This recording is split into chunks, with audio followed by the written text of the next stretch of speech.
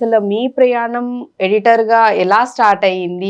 ఎందుకంటే కొంతమంది ఆర్టిస్టులను అడిగినప్పుడు చెప్తూ ఉంటారు డాక్టర్ కాబోయే యాక్టర్ అయ్యానని. సో అలా ఏమన్నా మీ జర్నీ కూడా అలా ఏమన్నా స్టార్ట్ అయిందా? అదే ఇండస్ట్రీలో ఏదో చేద్దామనే ఉద్దేశం అసలు ఎప్పుడూ లేదు. అసలు ఆ థాట్ లేదు, ఆ ఆలోచన కూడా లేదు. I'm good at education. అంటే ఇంటర్మీడియట్ లో మా మండలంలో ఫస్ట్ వచ్చాను.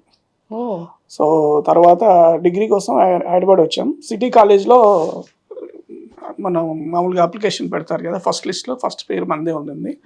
అలా సిటీ కాలేజ్కి వచ్చి పోతున్న సమయంలో ఒక ఫ్రెండ్ పరిచయం అయ్యాడు కాలేజ్లో. సో మన మాట్లాడే పద్ధతి కానివ్వండి, మన ఆలోచనలు, సినిమాలు చూసి షేర్ చేసుకున్న విధానం బట్టి కానీ అవి చూసి నువ్వు సినిమాలోకి వెళ్తావా అని అడిగాడు.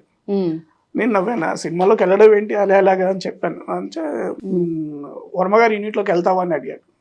అప్పుడు వర్మ గారు అంటే అసలు మామూలు పీక్ లో లేరు ఆయన. సో నాకు తెలిసి అప్పుడు గాయం సినిమా జరుగుతుంది వర్మ గారిది. నేను లైట్ తీసుకున్నాను. వాళ్ళ అక్కయ్య గారు ఫోన్ చేశారు. అక్కయ్య గారు ఫోన్ చేసి చెప్తే అన్నపూర్ణ స్టూడియోకి వెళ్ళాను. పోగానే గేట్ దగ్గర ఆపేశారు.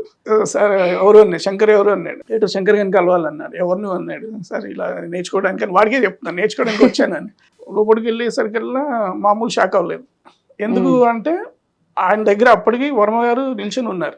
మీ ఫీలింగ్ ఏంటి ఫస్ట్ ఆయన దగ్గరగా ఆయన చూసేసరికల్లా అది షాక్. అది ఎందుకంటే హ్యాపెనింగ్ డైరెక్టర్స్ అందరూ ఆయన దగ్గర ఉన్నారు.